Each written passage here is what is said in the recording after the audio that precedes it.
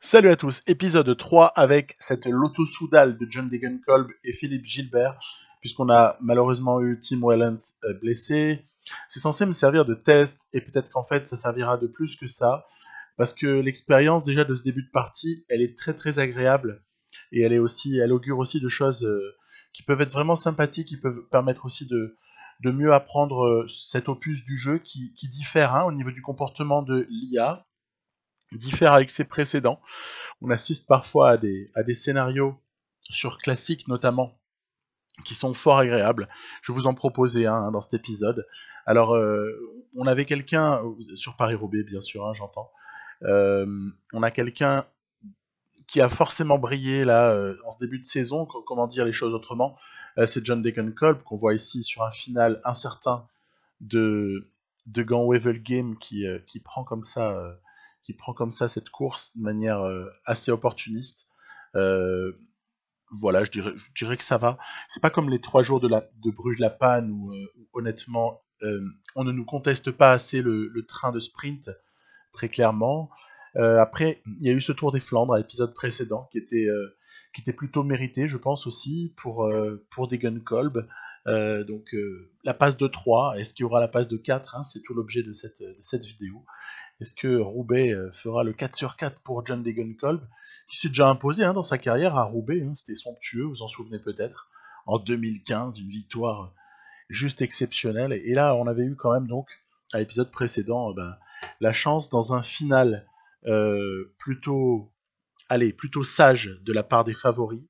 Vous allez voir autre chose juste après.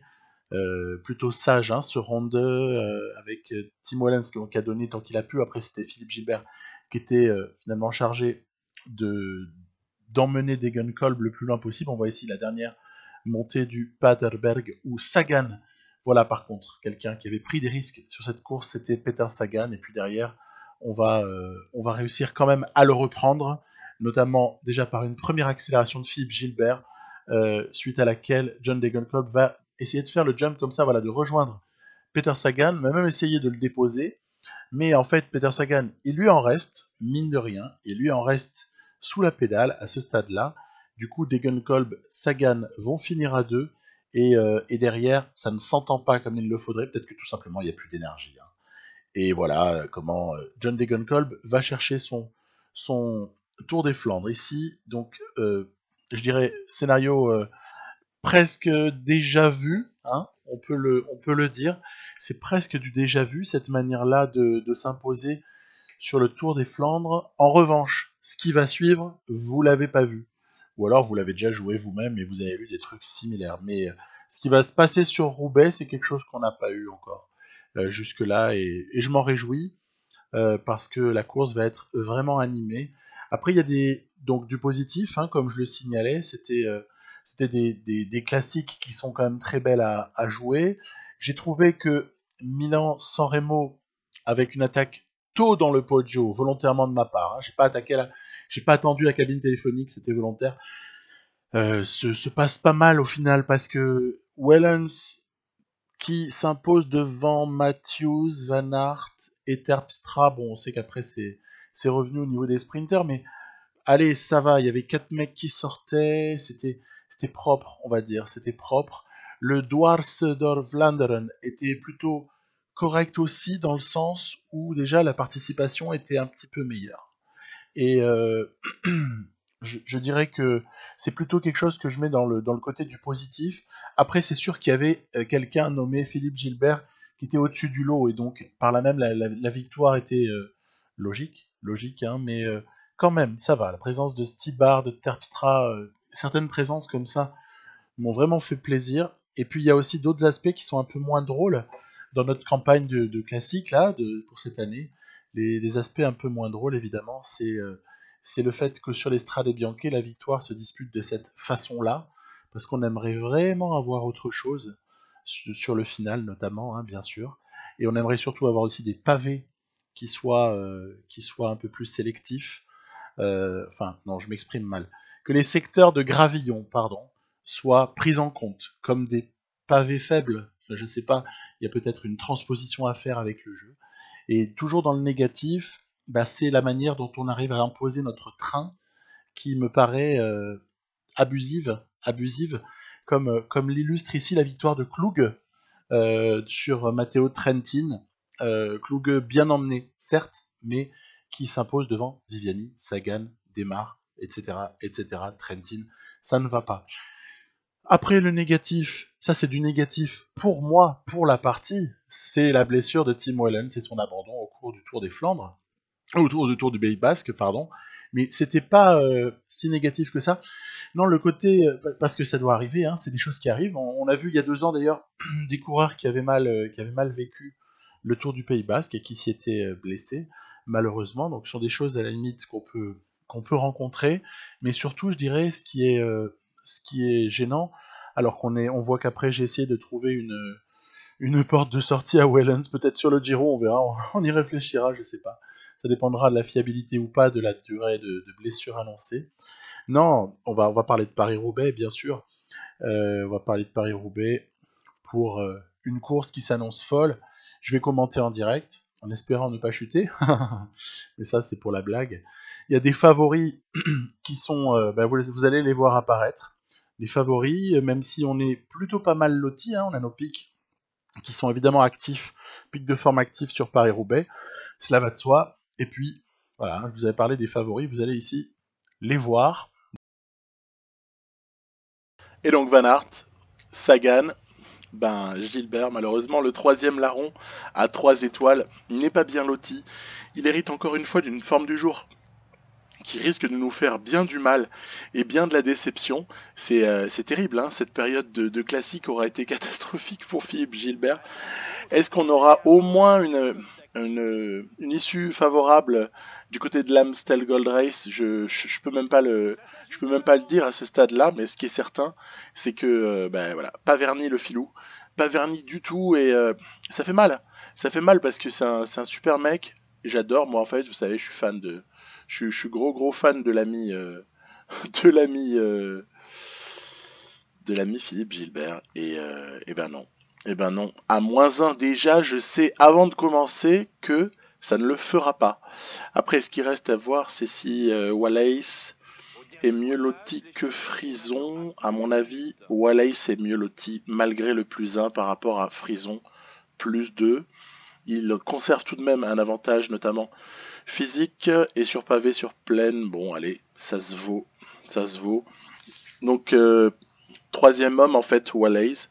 Je ne vais pas le protéger parce que je crains des éliminations très très rapides de certains équipiers, notamment Dibben et Tosh. Van der Sande, on a perdu Tisch, mais on a quand même conservé Tosh. Et voilà, on va avancer, hein, on va pas se casser la tête. 6 km/h de vent, ça n'est pas donc un élément qui doit trop rentrer en compte, mais voilà. C'est un peu dommage. Du coup, fatalement, moi qui étais partagé avant la course, à ne pas savoir réellement pour qui j'allais jouer, au sens où on a en Philippe Gilbert un des minimum 5 favoris du jour, et en Degenkolb beaucoup plus un outsider, même si dans la partie là forcément c'est plus qu'un outsider. Le mec il arrive avec la grosse pancarte à Roubaix, quoi. Il est là, il gagne les trois Flandriennes qui précèdent Roubaix, majeures en tout cas. Il arrive avec la pancarte, mais non. -1, donc ça encore, personne le sait, c'est un secret jusqu'à l'arrivée. Mais blague à part, c'est dommage, hein. Philippe Gilbert a vraiment été malheureux là-dessus. On va essayer de voir de quelle façon est-ce que la stratégie peut se mettre en place. Parce que finalement, c'est ça qui change tout. Si j'avais eu Gilbert à, je sais pas, hein, on peut rêver, hein, +3, +4, +5, et Degenkolb à 2 ou 1 ou même 3, je pense qu'il aurait été opportun de jouer pour Gilbert, très clairement. Et puis là, t'as pas le choix, hein. T'as pas le choix forcément, faut jouer pour Degenkolb, hein. Donc je sais pas trop dans quelle mesure est-ce que ça va être gérable. Est-ce que Degenkolb ne va pas souffrir à un moment donné? Bon, c'est un truc qu'on va pouvoir voir. Allez, on va arriver au secteur de Trois-Villes. Là, on va analyser les notes de Degenkolb et leur impact. 78 en pleine. C'est presque un peu insuffisant sur Paris-Roubaix, bonus inclus, hein, je veux dire, hein. Parce que il m'est arrivé fréquemment avec Van Der Poel, avec avec X ou Y, d'avoir 82, 84, avec la forme du jour, bien sûr. La note de pavé à 71, à la limite, elle permet d'exister. Euh, Potentiellement, elle permet de résister longtemps. La note de sprint, ah tiens, Van der Sande qui a subi une crevaison, ça va, il va revenir, il va revenir, il va revenir. Donc la note de sprint et d'accélération, celle-là, il n'y a rien à redire. Hein. S'il est parmi 5 ou 10 hommes dans le vélodrome, il y a toute la place pour gagner. Mais et puis l'endurance et la résistance ne nous pénaliseront pas trop, je pense, même si elle est inférieure sûrement à la note de certains avec leur forme du jour. Mais ça, à la limite, on l'ignore. Donc pour moi, il y a plusieurs hommes à suivre dans ce Paris-Roubaix, outre Sagan, outre Wout van Aert et le soutien de Tennyson, hein, par exemple, hein, qu'on sait bien précieux sur ce type de profil. On va regarder de près Yves Lampart, hein, forcément. Hein, Yves Lampart va être à regarder de près, puisqu'il va très probablement bénéficier du soutien de Asgreen, de Sénéchal, ainsi que de Stibar, pour ne citer que. Donc on va pas mésestimer l'impact potentiel de Lampart.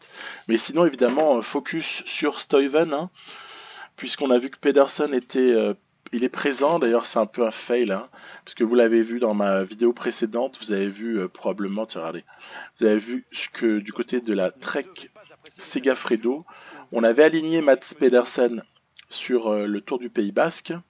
Et il se retrouve là aussi le lendemain du Pays Basque sur Paris-Roubaix. Ouais, j'aime pas trop. Ce serait bien de faire en sorte que certains couplages comme ça ne puissent pas se faire. Je regarde où est Van der Poel, qui était aussi sur le Pays Basque. Il est bel et bien présent.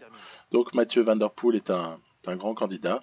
On n'oubliera jamais Alexander Kristoff, parce qu'on a trop l'expérience sur ce jeu de l'efficacité de Christophe sur un groupe comme ça qui arrive. Le Drôme, Nassen, toujours à surveiller, surtout qu'il a un tempérament offensif, on sait jamais. Peut être un super acolyte d'échappée, Van Avermaet aussi, Terpstra, franchement, il a des notes qui permettent d'espérer la victoire. Hein. Il y a pas à tortiller. Peut-être juste manquer un petit peu de soutien. Sepp Van Mark pour boucler le truc et Bettiol, voilà, hein, voilà à peu près. Attention à Polite, attention à Kung, je crois qu'on a fait plus ou moins le tour, parce que du côté de la Sunweb, Craig Anderson ce sera insuffisant, on n'a pas aligné Tige Benoît, on a également du côté de Movistar, il y aurait Roulands, mais c'est quand même un peu juste, hein, quand même un peu juste, et du côté d'Astana, on est très juste. Alors là, il y a zéro suspense. Astana est hors du débat, hein, pour la victoire. Voilà, hein, donc présentation assez rapide. Et bon, de toute façon, les protagonistes, on va les voir et c'est ça qui va être vachement excitant. Secteur intéressant qui approche, puisque c'est celui qui précède la trouée d'Arambert. Le secteur ici d'Aveluy à Wallers. On espère par exemple ne pas crever à ce moment-là, ce serait fâcheux. Donc tiens, par exemple il y a Van Avermaet et Sénéchal qui ont chuté, ce sera intéressant de voir quel peut être le comportement de ces deux-là en ce qui concerne le fait de revenir ou pas. Je vois que Van Goutem doit rentrer maintenant en protection puisque Van der Sande n'a plus d'énergie. Dibben, ok. Il lui en reste encore un petit peu. Trouée d'Arambert à 2 km, mais ça c'est pour l'échapper. Il faudra que je ravitaille après la trouée. Mais je vais carrément là, à ce stade-là, déjà à ce stade-là, gel. Gel pour Dibben, gel pour Van Goutem. Je pense qu'il n'y a pas d'autre possibilité. Ça veut dire qu'on va se retrouver finalement à 4 dans très peu de temps.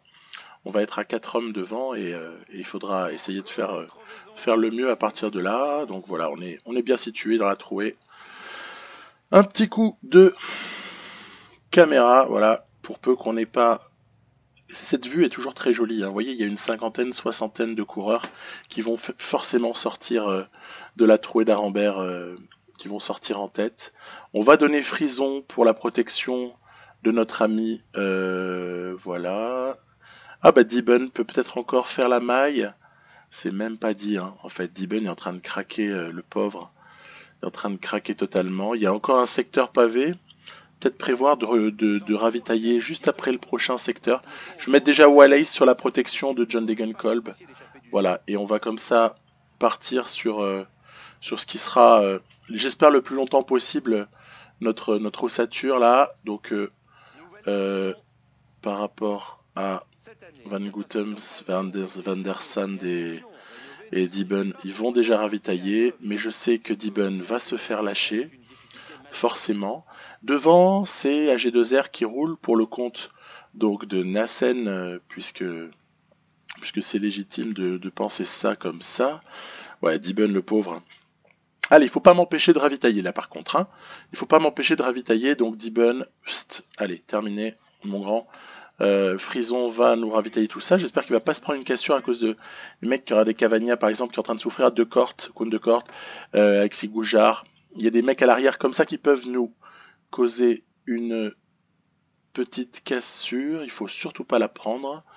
Et secteur pavé immédiatement.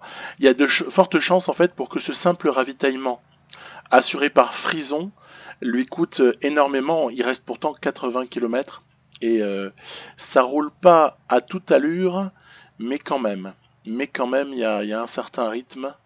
Allez, je garde quand même confiance. On est pas mal placé.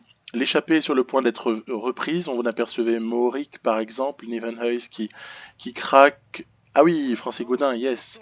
Daniel Hoss, Heinrich Hausler. Ah, Rouland, c'était parti. Jean-Pierre Drucker, ok. Ok. Ça roule devant maintenant. C'est Jumbo Visma qui roule pour le compte. Et pourquoi Wallace a lâché la protection de John Degenkolb? Parce qu'il est moins fort en pavé, tout simplement, et que ça a probablement accéléré hein, sur ce coup-là. Vous voyez, j'essaie de pas monter trop l'effort. Je suis resté à 80.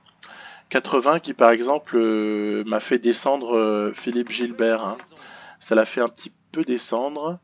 On est sur une zone qui est pas la plus dangereuse, puisqu'on va aborder ici secteur de Warlin à Brion, mais voilà, vous voyez déjà, c'est perdu pour les amis. On va se retrouver sans tarder à 2 hommes. Hein. Voilà, terminé.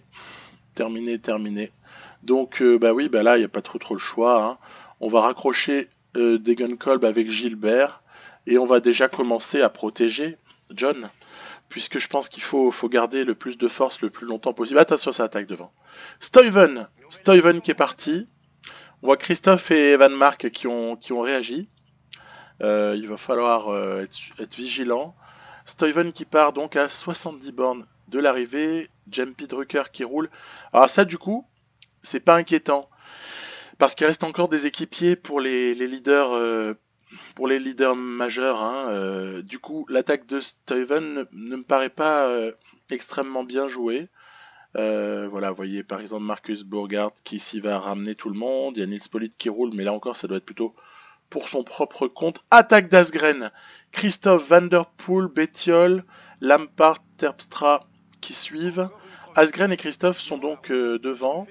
Mais là encore, voilà, hein, Bettiol va se dépouiller pour le compte de Seb Van Mark. Je me demande à ce stade-là s'il n'y a pas un truc à faire, à quel moment, au moment du prochain secteur délicat là. Hein, donc, oh là là là là là là là là. Oh là là là là. Attention, ça part un peu trop nombreux là.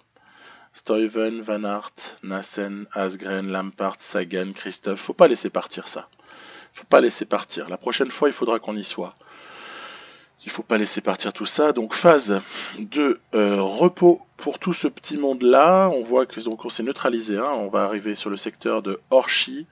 Voilà, je pense que dans 10 km, les choses pourraient éventuellement se décanter. Oh là là, il y en a qui n'attendent pas. Hein. Il y en a qui n'attendent pas. Donc on va y aller.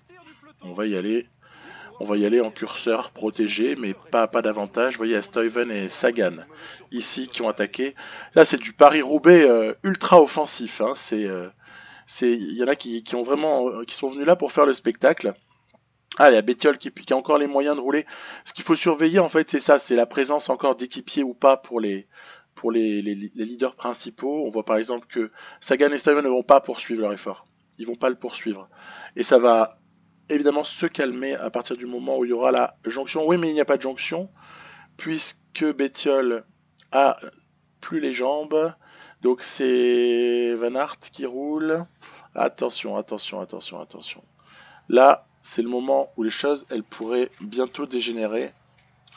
Et donc il va pas falloir se laisser avoir. Ne roule pas trop, voilà, enfin tu calmes l'effort. Gilbert est un peu bloqué, bon, c'est pas dramatique. Voilà, bah écoutez, ça va se jouer déjà partiellement dans le prochain secteur. Dans le prochain secteur, sur Mont-Saint-Pével, on aura déjà un aperçu. Voilà, là, ça attaque, ça attaque, ça attaque, ça attaque. On va jouer différemment. Voilà. Je vais rouler un petit peu, je vais apporter de l'aide à Sagan, puisqu'il est le seul à rouler pour cette équipe et qu'il roule pour lui. Nassen, Van Mark et Wout qui sont aux avant-postes. Écoutez, ça donne presque envie d'essayer de rejoindre. Est-ce qu'on pourrait pas tenter ça par exemple? Une petite attaque, une petite accélération dans Mont-Saint-Pével, signé Philippe Gilbert, pour essayer de boucher un petit peu ce trou, ou alors former un deuxième groupe, un groupe de poursuite. Ça pourrait être pas mal, surtout qu'il y a Nassen devant, qui a lâché, ils sont à deux, on va se calmer. Voilà, on va laisser peut-être rouler Peter Sagan. On va rouler, en plus on est avec Stuyven, il y a un petit écart qui s'est constitué avec Kung, avec Asgren, Lampard. Tiens, ils n'ont pas encore libéré toute leur puissance là, les deux Koenig. Ils ont encore peut-être de la réserve, ou alors ils se sont fait déjà éclater directement. Il y a deux hommes qui ont vraiment pris de l'avance devant. Hein. C'est un petit peu beaucoup tout ça, hein, 50 secondes.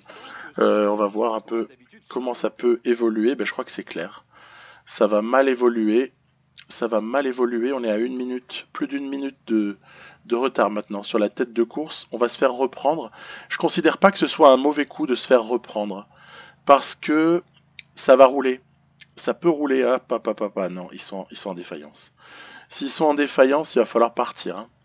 Il va pas falloir attendre trop. Est-ce qu'on a surtout la capacité de boucher le trou là avec des Gunkolb? Je peux même pas l'affirmer. Du coup, ça veut dire que les autres s'envolent, quoi. Hein. Les deux là devant s'envolent totalement. Mais on est encore à 37 km de l'arrivée. Donc, est-ce qu'au final, il n'y a pas un risque pour Van Aert et pour Van Marke d'être parti trop tôt? On voit que d'ailleurs Van Marke est limite, Wout Van Aert aussi. Ouais, c'est peut-être pas le moment de prendre trop de risques non plus. Je vais arrêter de rouler avec John. Je vais arrêter de rouler parce que on est en train de relancer des gens.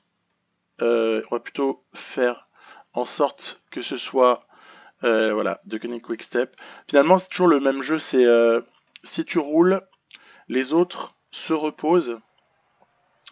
Et donc, finalement, tu les aides à pouvoir après te planter une banderille dans le dos. Hein. Donc, on les aperçoit là-bas. Ils sont probablement en difficulté. Je considère pas qu'on soit si mal que ça à ce stade-là. Vous avez compris, hein, j'ai sacrifié Philippe Gilbert. Une 0-1, ça fait le yo-yo. Ça fait le yo-yo. À qui est-ce qu'il reste des forces à ce stade-là dans ce groupe? J'ai l'impression à pas grand monde. À pas grand monde, ce qui fait que les 58 secondes paraissent un écart incroyable, un écart impossible à boucher. On va donc y aller. On va donc y aller pour voir un peu si Degenkol peut nous boucher tout ça. Alors là, ce serait un exploit déjà de revenir sur ces deux hommes-là. Oh là là là là là là là là là là. Oh là là là là là là là là. Oh là là, que ça fait mal. Oh que ça fait mal. Oh que ça fait mal. C'est... Allez, va. Attends, mon grand, va. Attends. Devant, ça peut encore craquer, donc il faut pas trop. J'ai essayé, mais c'était peut-être pas la meilleure idée du monde d'essayer d'accélérer comme ça avec des gun clubs. Je suis sûr qu'il y a des gens dans ce groupe-là qui reprennent de la force. Mais regardez, Sagan est en difficulté. Hein. Pour ça que je suis assez pessimiste tout de même. À 40 secondes, là, c'est compliqué. Van Aert, Van Marke, ce n'est plus nous qui avons les cartes en main sur ce Paris-Roubaix. On est un peu en situation où on s'accroche à ce qu'on peut. Tout mon espoir, il réside dans le fait qu'on soit 11 ici, et le fait d'être 11 qu'enfin en Pével. Oh là là là là, ça va être délicat. Ça va être délicat. Ce qu'il faut voir, c'est si ça creuse l'écart ou pas. Il y en a qui roulent 30-40 secondes toujours environ. C'est dur pour Philippe Gilbert, il reste 18 km. Ne considérons pas que tout ça est terminé, carrefour de l'Arbre. En approche, Stuyven qui roule, ça peut nous être bénéfique. 38 secondes, l'écart il se stabilise, c'est ça qui est terrible. C'est qu'on n'arrive pas réellement à refaire le retard. Tant qu'il reste de la barre rouge à Degenkolb, l'espoir est permis. Sinon, ben on se fera avoir. Ben voilà, on est en train d'être possédé là. On est en train d'être possédé. Filou, allez Filou, accroche-toi mon grand, accroche-toi. Je me demande si la bonne roue à ce stade-là, ouais, serait pas Stuyven. Ah là, toujours 50 secondes, hein. C'est compliqué. Hein. Toujours 50 secondes. Là, plus ça va et moins on entrevoit la possibilité de boucher. Hein. Il faut que je fasse rouler. Hein. Il faut que je fasse rouler Philippe Gilbert. Hein. Il faut que je fasse rouler. Il n'y a pas le choix. Voilà, vas-y, roule mon grand. Hein. Roule. Il faut rouler. Il faut rouler. Parce que là devant, moi je suis frappé par la résistance de Van Aert et de Van Mark. Hein. Je trouve que ils sont excessivement résistants parce que ça fait bien longtemps hein, qu'ils sont partis. Hein. Ça fait tellement longtemps qu'ils sont partis et pourtant ils sont encore devant, ils tiennent bien le coup. C'est assez terrible. Hein. Donc on va voir un peu de quelle manière les choses peuvent se décanter, mais l'histoire on la sent de moins en moins. Philippe Gilbert a probablement dit son dernier mot, 30 secondes, tiens. Est-ce qu'au final ça craquerait devant? Est-ce que ça craquerait? Non, c'est Wout van Aert là-bas qu'on aperçoit en train de rouler, ça va être juste. Hein. Ça va être juste, mais est-ce que Peter Sagan s'est refait? Non, Stuyven s'est refait, plus personne. Il n'y a plus personne en capacité de rouler dans ce groupe-là. Waouh. Tout le monde est à l'agonie, en fait. Tout le monde est à l'agonie et 30 secondes en plus, c'est dommage parce que on n'est pas loin en fait, hein. On n'est pas si loin que ça de pouvoir proposer une résistance quoi. Hein. Ça se 35 secondes, ouais, compliqué. C'est compliqué. Est-ce que je tenterai pas un refaire là, refaire. On va s'accrocher à la roue. Il reste, voilà, c'est gagné pour Van Mark. Bravo Van Mark. Franchement Van Mark, énorme quoi.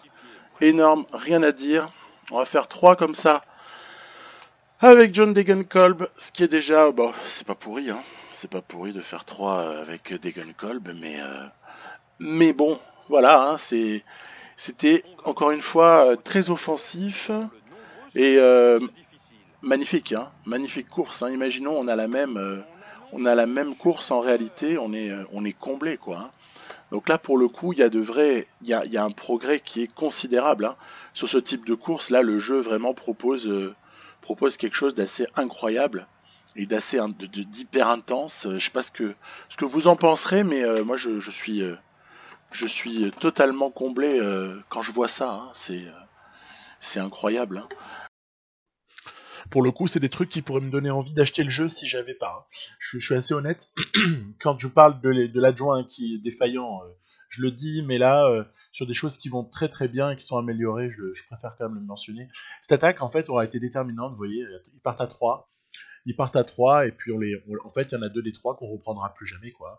Il n'y a que Nassen qui n'a pas réussi à s'accrocher. Après, Van Mark a une intelligence virtuelle supérieure à celle de Wout Van Aert, puisqu'il aura su sucer la roue au bon moment et bam, c'est fait l'histoire. Donc magnifique. Après, dernier truc que je vais vous montrer dans cet épisode, parce que Paris-Roubaix était long, c'est le Brabantse Pijl sur un profil sans pavé. Hein, sans pavé, donc peut expliquer pas mal de choses.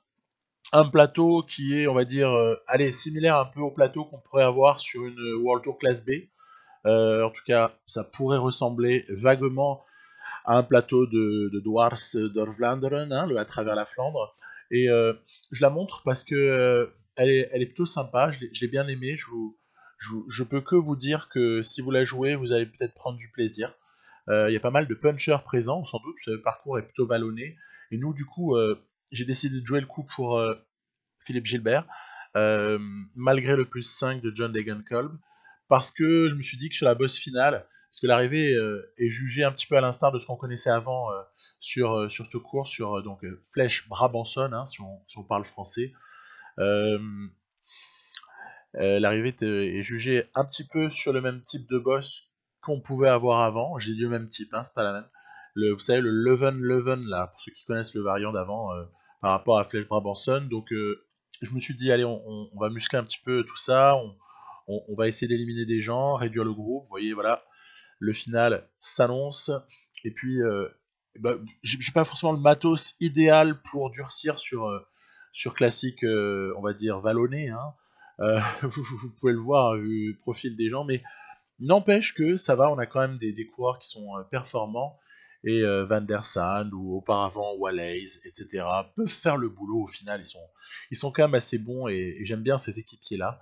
Euh, Après, je vais tout faire pour emmener le plus loin possible avec Degenkolb, pour emmener Philippe Gilbert, on va voir si ça fonctionne ou si ça bloque, mais ça pourrait se jouer au sprint comme ça d'une vingtaine de coureurs, hein.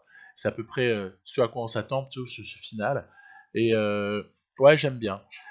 À l'épisode prochain, on jouera l'Amstel, à Flèche et Liège, et je pense que on devrait avoir, à cette occasion, on devrait avoir pas mal d'impressions aussi par rapport. C'est aux limites, hein, de cette équipe lorsqu'elle est privée de Tim Wellens, hein, puisque quand même, c'est un paramètre qu'il y a à prendre en compte, qui est hyper important. T'as pas Tim Wellens, tu perds quand même une chance de victoire sur toutes ces courses-là, quoi. Et allez, Degenkolb, surtout le fait que Gilbert ait évolué avec le temps plutôt comme un Flandrien davantage qu'un puncher comme il était au début de sa carrière cycliste. Allez, Degenkolb, tu y vas, flamme rouge. J'essaie de libérer Gilbert le plus tard possible pour essayer de faire une différence. Et là, regardez, il y a un homme qui va venir magnifiquement s'immiscer, c'est Patrick Bevin, le Canadien, n'importe quoi, néo-zélandais, Bevin, qui honnêtement m'a fait forte impression sur ce coup-là, je l'ai trouvé exceptionnel. Il y a 3 CCC dans les 5 premiers, mythiques, et on prend une petite défaite là. Après, le sponsor voulait top 3, donc c'est pas un drame absolu, mais bon, petite défaite en passant là, mais je l'ai bien aimé, curieusement, j'ai bien aimé ce scénario-là, me faire surprendre également, je trouvais ça intéressant, et du coup, bah, bien joué l'IA, très bien joué, course loin d'être gagnée d'avance, ça fait plaisir, pourtant avec de très bons coureurs, notamment Philippe Gilbert. Je vous montre le planning de ce qui va suivre avec les inscriptions, parce qu'on est donc privé de team, qui peut-être ira sur le Giro, on verra. Je mettrai dans les commentaires, je mettrai, comme j'ai fait l'autre jour avec Movistar, je mettrai pour ou contre le Giro, hein, parce que les sondages tendent à disparaître de YouTube. YouTube a éliminé cette fonctionnalité progressivement, je crois à partir du 10 juin, un truc du genre. Donc je vous dis à plus, rendez-vous pour un épisode 4 assez ardennais, bien évidemment. Et puis pensez à voter si vous le souhaitez, pour ou contre un Giro en tête duquel on pourrait voir un certain Hagen et évidemment Thomas de Ghent. Cela va de soi. Et oui.